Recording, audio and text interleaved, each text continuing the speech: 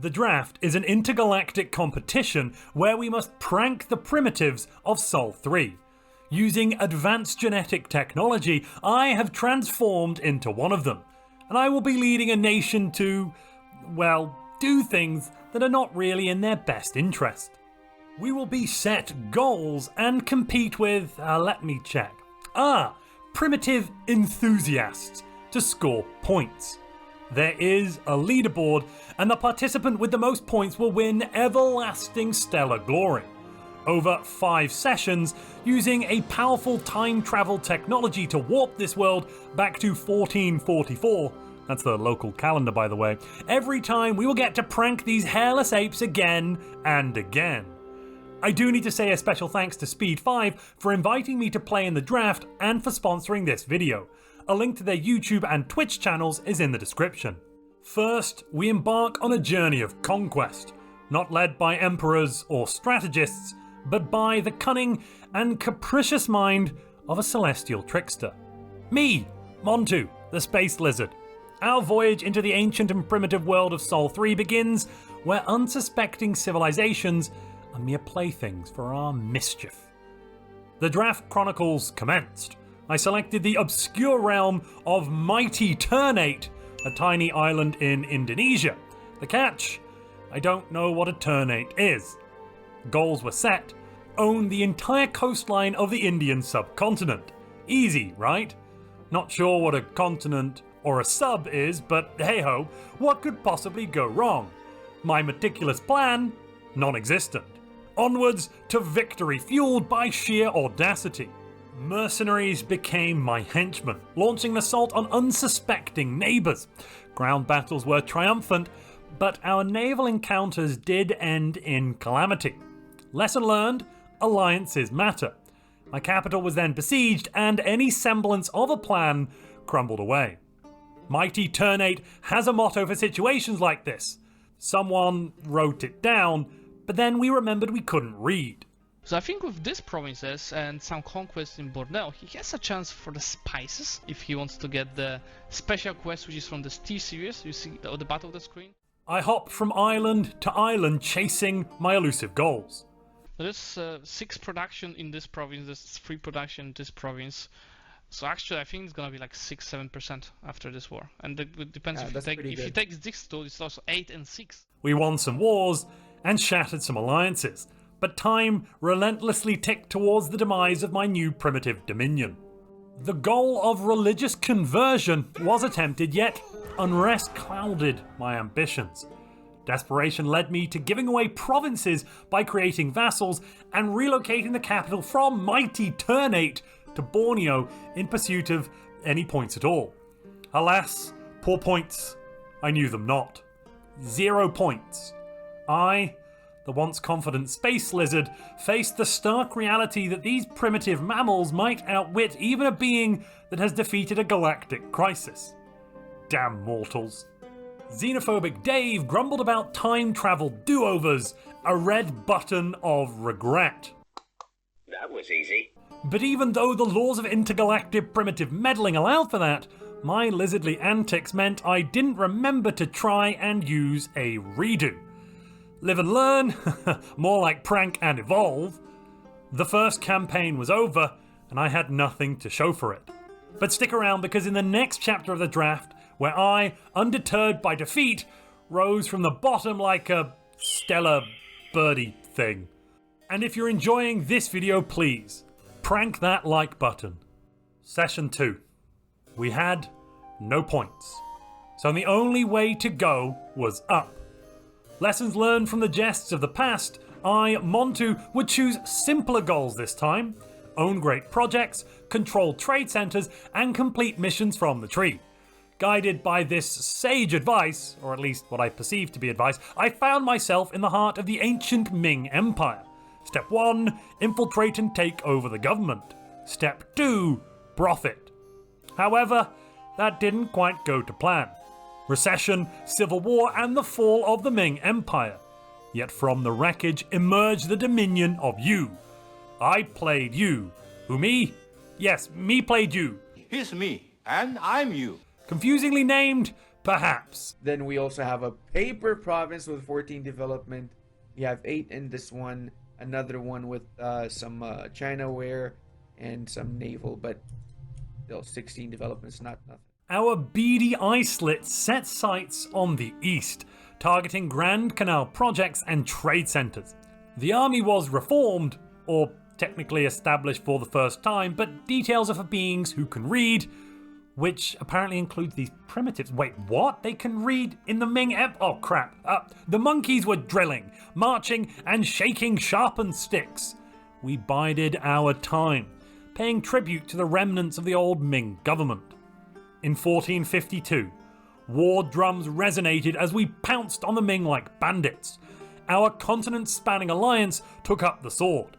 Note for our local viewers on Centaurus 3, that's like a laser saber, just more primitive. Anyway, we vanquished the enemy. By 1454, Yu expanded westward, devouring provinces for trade centres and fortifications. Liberation from the Ming was sweet, but our former allies were starting to look delectable. We plan to get the Great Projects mission because Ming pretty much has 5 of them in the east, right? Exactly, yeah. I was thinking about grabbing that during the war, but my allies were very great, and they had taken all the provinces by the time I got up there with my army, so I just couldn't.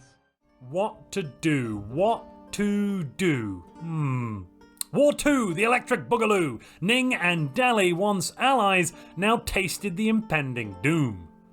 Eastward we struck, occupying Ning, then turned to the feeble Dali, conquering their fortresses. Victory bequeathed more trade centres and the completion of more than 4 missions. My first ever point on the Intergalactic Pranksters scoreboard. No longer a scoreless jester at the bottom, but still far from any glory. Well, I was still at the bottom, technically, but whatever, I had a point. The Third War, a rematch with the fragmented Ming Empire, awaited. Nanjing's monuments beckoned, and the already shattered enemy posed little resistance. The monuments were seized, and a second goal was achieved. At this juncture, we ascended from 0 to 2 points on the Intergalactic Primitive Pranksters scoreboard. No longer languishing in the abyss of last place, mighty Turnate would not be my undoing. This victory heralded an ascent from defeat to primitive prowess, or at least that was the hope. For our third gallivant on Sol 3, we found ourselves entangled in the antics of puny Crimea, a land where mammals riding atop each other was considered normal. How bizarre. Ah, Crimea, the canvas for our mischief. Let me set the stage. Our goals, seemingly trivial to a mighty lizard like me, included entering a golden age, shaping the nation like a donut, reaching maximum governing capacity, dominating 3 trade nodes, and the peculiar task of releasing ourselves as a vassal and gaining independence from ourselves. A twist that even I must admit I found a little confusing. Our initial wars progressed adequately, but we found ourselves locked amongst a grand alliance and unable to conquer any further. That was until the cosmic reset button was pressed by xenophobic Dave. Back to 1444 we went.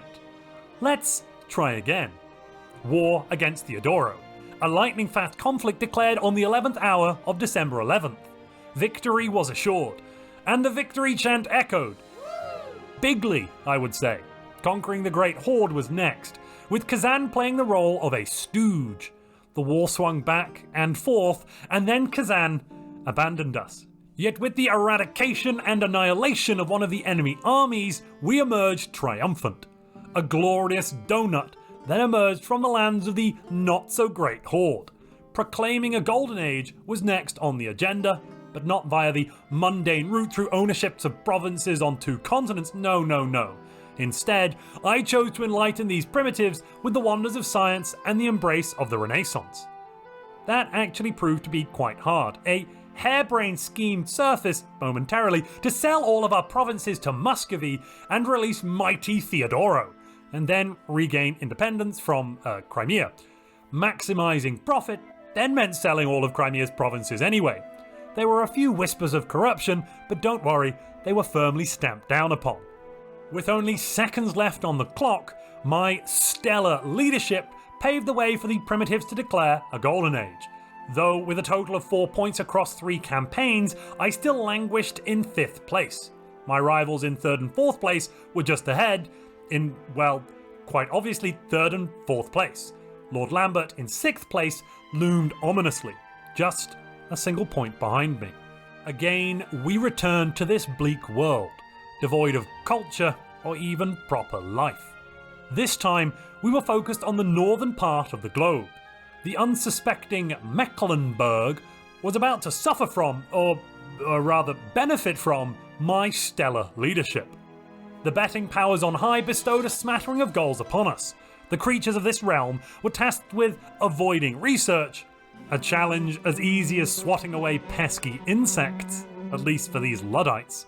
Additionally, we were to increase trade by adding more merchants, engage in trade wars, and implement radical reforms.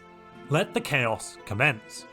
Hiring a merchant advisor and enduring the incessant chatter of a primate obsessed with loans and interest rates then became the norm. This creature, in addition to taking an exorbitant salary, plunged us into a state of something called debt.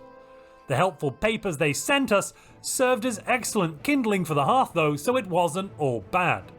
I was meant to read those? That was writing! Oh good lord. War were declared on neighbouring lands because, surely, a little bit of mayhem might improve our economic situation. I'm trying to convince Stettin to hate me. The problem is they've allied with Teutonics, so I've now managed to get an alliance with Bohemia so that if the Teutonics come in, I can throw Bohemia at them and then hopefully win with the sea battles. Our secret goal was to eliminate Denmark.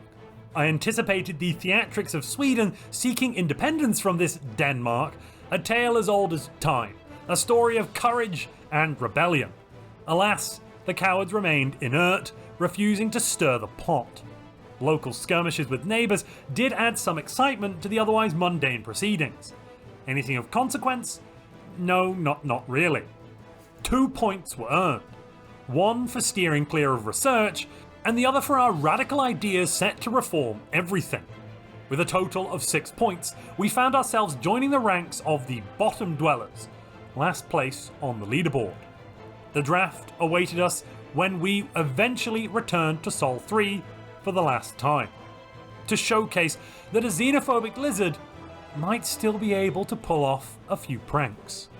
The last prank had dawned, and the question still lingered.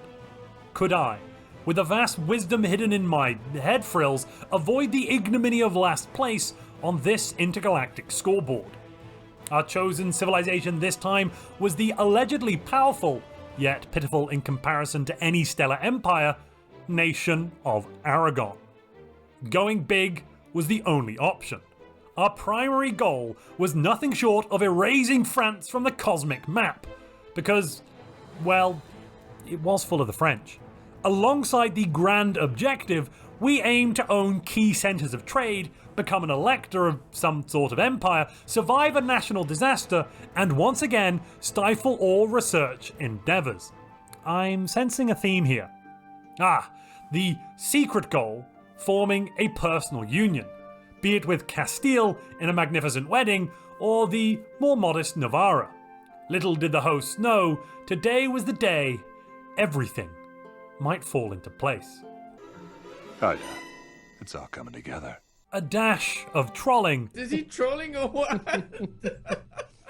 A sprinkle of setting ourselves up for losing. Setting yourself up for losing this challenge. Was all part of the great plan. First step, securing relations with Navarra. Second step, war with France. No one would see it coming. We then fluffed the union with Navarra. Oh god. The war went, well, it went. And then, the only option that was left, xenophobic Dave pressed the reset button. In a twist of fate, the RN Jesus smiled down upon us in this timeline. The union with Navarra was secured effortlessly, earning us 2 valuable points. No last place fate for us. Yet, I still wanted more. Our low monkey power meant that the Peasants' War event would be on the way soon. In the meantime though, even though Tunis with all of its centres of trade was undefended and unallied, Tunis doesn't have any allies. Come on, man, attack Tunis. we would just drill our soldiery. Drill, I say! Stop drilling your freaking units. You don't need to drill your units. However, I dropped the ball and let the event progress disappear. Next up, we attacked Spain for their centres of trade. Was Tunis still undefended? Yes. Did we care? Absolutely not. For the Tsin Empire.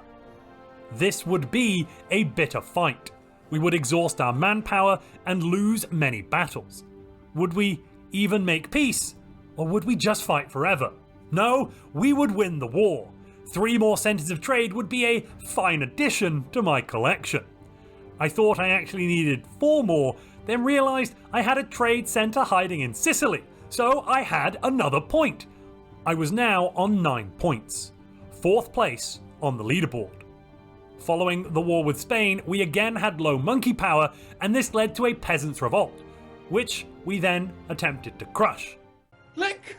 Click it! Oh my god, click it, you have the... Click it! Click it! There it goes. Just in the nick of time, we scored another goal, surviving a national disaster. 10 points. We were in joint 3rd place. I could not believe it. But wait, there's more. We had also not teched up from 1444 to 1457, so we scored another point. And never to cap. He actually has 5 points. And thus the draft concluded. For verily I say unto thee, we didn't lose, with this space lizard securing a respectable 3rd place. Take that, primitive enthusiasts.